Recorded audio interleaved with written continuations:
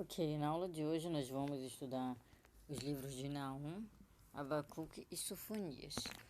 Foram profetas que viveram aqui no reino de Israel e Judá. E a gente vai ver que esses profetas vieram especificamente daqui, né?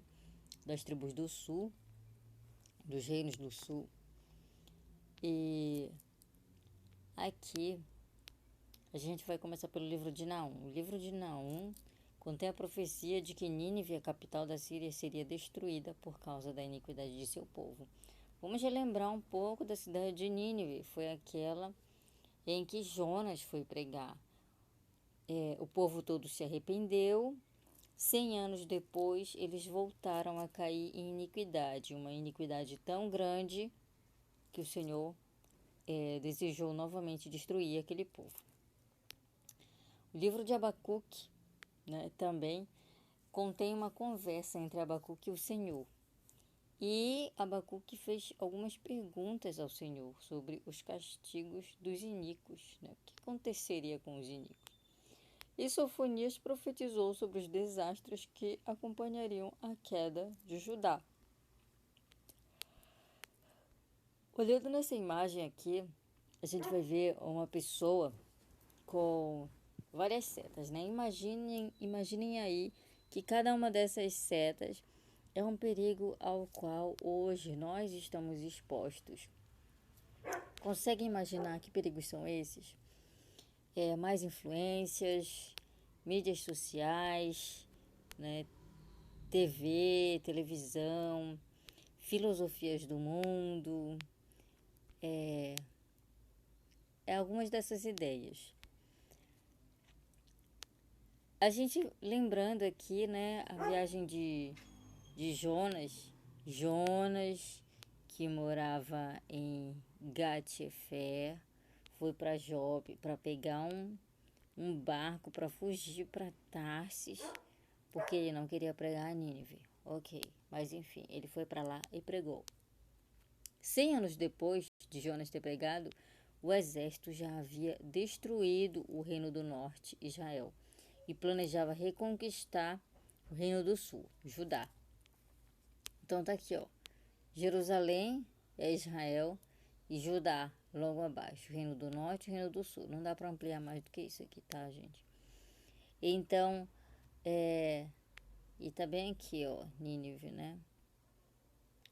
Então, aqui a gente vê que o povo novamente se tornou iníquo. O povo de Nínive. Então, os assírios. O povo disse que os assírios viriam pegar esse povo, né? O Império Assírio. Então, vamos ver aqui o que diz em Naum. Quando ele fala aqui, ó. Peso de Nínive. Isso quer dizer, é um perigo já que vai acontecer aí. Quando ele fala dessa maneira, né? Peso de Nínive. Então, ele está prenunciando uma desgraça que vai acontecer com Nínive. O Senhor é Deus zeloso e que toma vingança. O Senhor toma vingança e tem furor. O Senhor toma vingança contra os seus adversários e guarda a ira contra os seus inimigos. O Senhor é tardio em irar-se, porém grande em força, e ao culpado não tem por inocente. O Senhor, cujo caminho é na tormenta e na tempestade, e as nuvens são o pó dos seus pés. Ele repreende o mar e o faz secar, e esgota todos os rios. Desfalece em Bazã e Carmelo, e a flor do Líbano murcha. Os montes tremem perante ele, e os outeiros se derretem, e a terra se agita na sua presença, e o mundo e todos os que nele habitam. Quem parará diante do seu furor? E quem persistirá diante do ardor da sua ira? A sua cólera se derramou como um fogo, e as rochas foram por ele derrubadas. O Senhor é bom, ele serve de fortaleza no dia da angústia, e conhece os que confiam nele. E com uma inundação transbordante acabará de uma vez com o seu lugar, e as trevas perseguirão os seus inimigos. Então, o que o Senhor está dizendo aqui é que ele é justo, Ele é bom, ele é justo, e ele é poderoso. E ele não vai deixar que o mal predomine, porque o Senhor já tinha chamado esse povo ao arrependimento. Então esse peso de Nínive é um pronúncio de desgraça. E aqui a gente vai ver que o Senhor é tardio em irar-se. O Senhor tinha dado ao povo de Nínive o devido tempo para se arrependerem. E como decidiram não se arrepender, continuaram na iniquidade, ou continuando na iniquidade, sobre eles recairiam os julgamentos do Senhor. E aprendemos também que o Senhor é bom. Ele serve de fortaleza. Uma fortaleza fornece defesa eficaz contra os exércitos inimigos. O Senhor serve de fortaleza nos dias difíceis e Ele conhece aqueles que nele confiam. Então, todos nós vamos passar por dias difíceis. Mas o que significa, então, confiar no Senhor? De acordo com o Elder Richard G. Scott, confiar significa obedecer de boa vontade, mesmo sem conhecer os resultados. É como que se nós fizéssemos algo de olhos fechados, mesmo não sabendo por onde a gente está indo ou o que a gente exatamente está fazendo. Continuando lá no livro de Abacuque, Abacuque ficou sabendo que o Senhor usaria uma nação iníqua, que eram os babilônios, também conhecido como caldeus, para destruir o reino de Judá. Muito preocupado com ele então perguntou ao Senhor por que usaria um povo iníquo para destruir seu povo escolhido. E o Senhor respondeu com bondade, incentivou a paciência, assegurando a Abacuque que no devido tempo os iníquos caldeus também seriam punidos. Aqui a gente vai encontrar, olha, é uma oração de louvor depois que Abacuque faz, né? O profeta Abacuque pode ter vivido em algumas épocas entre a queda das tribos do norte, que formavam o reino de Israel 721 anos antes de Cristo, e a destruição de Jerusalém. Então, ele ficou sabendo aqui, o Senhor respondeu para ele por que aconteceria, e depois ele disse assim, ele fez essa oração de louvor, porque ainda que a figueira não floresça, nem haja fruto na vide, o produto da oliveira decepcione, e os campos não produzam mantimento, as ovelhas da malhada sejam arrebatadas, e nos currais não haja vacas, todavia eu me alegrarei no Senhor, regozijar-me-ei no Deus da minha salvação. O Senhor Deus é minha força, e fará os meus pés como os das servas, e me fará andar sobre as minhas alturas, para o cantor mor sobre os meus instrumentos de música. Então, o Senhor, Abacuque diz aqui que, por mais que tudo desse errado, que tudo falhasse, ainda assim, ele confiaria que o Senhor era a força dele. E isso é um exemplo real de confiar. Ele obedeceria o Senhor de boa vontade, mesmo sem conhecer os resultados. E aí a gente passa para os testes da nossa vida, né? Hoje, o que a gente faria para se preparar para a nossa segunda vinda? Ou o que a gente está fazendo? A gente está se preparando para as nossas provas? A gente está se preparando para a nossa vida amorosa, para os nossos relacionamentos? A gente está se preparando para um teste, para uma peça? Ou a gente está se preparando para jogos, competições? Mas eu gostaria que vocês pensassem aqui, na segunda vinda. O que vocês estão fazendo para se preparar para a segunda vinda? Estão se preparando para servir uma missão? Para receber a bênção patriarcal, que é a sua bússola nesta vida? Ou estão se preparando para aprender na conferência geral? Para saber o que o Senhor quer falar para vocês na conferência geral? No livro de Sofonias, registra a descrição que o Senhor faz a destruição que aguarda quem deixam de guardar os seus caminhos. Então, se a gente está se preparando para a segunda vinda, que a gente sabe que é iminente, ou seja, que ela vai acontecer,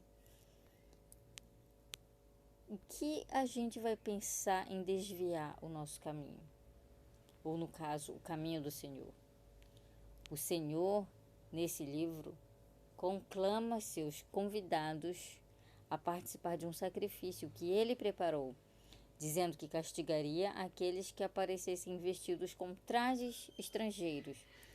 Ou seja, como ele diz aqui, provavelmente significa trajes usados por nações estrangeiras para propósitos idólatras. Aqueles que os vestissem estariam mostrando indiferença a Jeová. Vamos pensar nessas vestes estrangeiras, como ele fala aqui, como a gente está se preparando, mas não para a segunda vinda. Então, quando a gente fala de preparação para a segunda vinda, a gente está se vestindo com as coisas que vão nos ajudar a receber o Senhor. E é nesse capítulo que ele fala isso. Ele fala o que vai aguardar aqueles que não estão se preparando. Então, quando ele fala aqui, olha, o grande dia do Senhor está perto. Perto está. E se apressa muito, sim. A voz do dia do Senhor amargamente clamará ali o valente. Aquele dia será um dia de indignação, dia de angústia e dia de aflição, dia de alvoroço e dia de assolação, dia de trevas e dia de escuridão, dia de nuvens e dia de densas trevas. Você já está falando como vai ser o segundo dia. Aqui, no caso, Sofonias estava profetizando o que ia acontecer com o povo, né? O povo lá de Israel. Só que a gente vai trazer isso para os nossos dias, porque aquela profecia que era a destruição do povo de Israel serve para nós na segunda vinda do Senhor. Então o Senhor, ele chama todos os seus filhos para participarem, né, do que ele preparou para nós, para que a gente se prepare para essa segunda vinda, para que a gente não sofra amargamente. E ele diz assim: congregai-vos, sim, congregai-vos, ó nação não desejável, antes que o decreto produza o seu efeito, antes que o dia passe como a pragana, antes que venha sobre vós a ira do Senhor, antes que venha sobre vós o dia da ira do Senhor. Buscai ao Senhor, vós todos, os mansos da terra, que cumpris o seu juízo. Buscai a justiça, buscai a mansidão, porventura sereis escondidos no dia da ira do Senhor. E aí a pergunta é: o que é mansidão? Por que a gente tem que buscar mansidão? A mansidão implica um espírito de gratidão, o oposto de uma atitude de autossuficiência. Implica o reconhecimento de um poder maior do que o nosso, reconhecimento de Deus e aceitação de seus mandamentos, de acordo com Gordon B. Hinckley. E que significa que a gente é realmente submisso ao Senhor. Mansidão é submissão. A gente está disposto a fazer toda e qualquer vontade do Senhor em nossa vida. A gente vai aprender então, nesses versículos, que o que a gente pode aprender para nos preparar para a segunda vinda do Senhor? Que se nós buscarmos o Senhor, a retidão e a mansidão, aí então nós podemos ser protegidos no dia do seu julgamento. E por que a gente precisa dessa proteção? Porque o dia do julgamento vai ser já só o dia de juízo. Não vai mais ser dia de misericórdia. A misericórdia o Senhor está tendo agora para conosco, para com seus filhos, todos, os do convênio, os que não são do convênio. O Senhor está tendo misericórdia, o Senhor está tendo misericórdia por todos esses anos. É o tempo que o Senhor chama seu povo ao arrependimento. Mas ele diz, né? Esperem no Senhor. Mas quando ele diz esperar no Senhor, o que isso significa? Vamos ver. Sofonias diz: portanto, esperai-me, diz o Senhor, no dia em que eu me levantar para o despojo, porque o meu juízo é ajuntar as nações e congregar os reinos, para sobre eles derramar a minha indignação e todo o ardor da minha ira, porque toda esta terra será consumida pelo fogo do meu zelo. Então, olha só o que o Senhor diz, né? Esperar, então, essa palavra esperar, o que ele diz? Em Rabiairen, a palavra esperar na linguagem das Escrituras significa ter esperança ou ansiar por algo, esperança no Senhor, esperar pelo Senhor, porque olha o que eu falei aqui, o seu juízo é ajuntar as nações. Então depois o Senhor só vai fazer a justiça, o Senhor só vai fazer o que Ele disse que ia fazer. Agora é o tempo da misericórdia, a gente precisa buscar essa misericórdia. Então, Sofonias 3, 17 a 20, o Senhor, Ele então vai fazer uma promessa àqueles que nele esperam. Ele diz, o Senhor teu Deus está em teu meio, poderoso para te salvar. Ele se deleitará em ti com alegria, calar-se-á por seu amor, e regozijar-se-á em ti com júbilo. Os entristecidos por causa da assembleia solene congregarei, para quem a afronta foi um peso. Eis que naquele tempo desfarei todos os teus opressores e salvarei a que cocheia. E recolherei a que foi expulsa e farei deles um louvor e um nome em toda a terra em que foram envergonhados. Naquele tempo vos trarei para cá, a saber, no tempo em que vos recolher, certamente farei de vós um nome e um louvor entre todos os povos da terra, quando reconduzir os vossos cativos diante dos vossos olhos, diz o Senhor. Eu queria que vocês lembrassem aqui o seguinte: o Senhor, na sua segunda vinda, Ele vai proteger todos aqueles que foram justos. O Senhor não será injusto com seu povo. O Senhor, Ele não vai deixar com que aqueles que se esforçaram para viver esses mandamentos queimem, porque é isso que vai acontecer. Fogo, né, para os iníquos, aqueles que não deram ouvidos às palavras, aqueles que não esperaram no Senhor. Se nós esperarmos no Senhor, Ele nos livrará de nossos sofrimentos, nossas aflições e nosso cativeiro. E algumas bênçãos, muitas vezes, por mais justos que sejamos, elas não virão logo. Elas nem virão nesta terra. E outras não chegam nesta existência, né? Mas para os que aceitam o Evangelho de Jesus Cristo, elas certamente virão, disse o Elder Jeffrey A. Holland. O Senhor jamais vai fazer uma promessa que Ele não cumpra. Ainda que ela não chegue aqui, nesta terra, ela vai acontecer. Então, quando nós, por exemplo, recebemos uma bênção patriarcal, na nossa bênção patriarcal diz alguma coisa, e nós fomos fiéis, mas na nossa bênção patriarcal nós saímos dessa vida e não aconteceu, a gente precisa lembrar que o Senhor é justo e aquilo vai acontecer, né? Se nós tivermos sido fiéis, Ele não vai tirar nenhuma bênção. O Senhor, a gente aprendeu aqui nesta lição o que? Sobre o Senhor, que o Senhor serve de fortaleza nos dias difíceis e Ele conhece aqueles que nele confiam. Se nós buscarmos o Senhor, a retidão e a mansidão, podemos ser protegidos no dia do seu julgamento. Olha só, a gente não deve só buscar o Senhor, né? A gente deve buscar a retidão, ser reto, obediente aos mandamentos, e a mansidão, né? Ser submissos a toda a vontade que o Senhor está disposto para nós. E se esperarmos no Senhor, Ele também nos livrará de nossos sofrimentos, nossas aflições e nosso cativeiro, ainda que a gente passe a vida toda sofrendo nesta terra. Uma hora esse sofrimento vai acabar.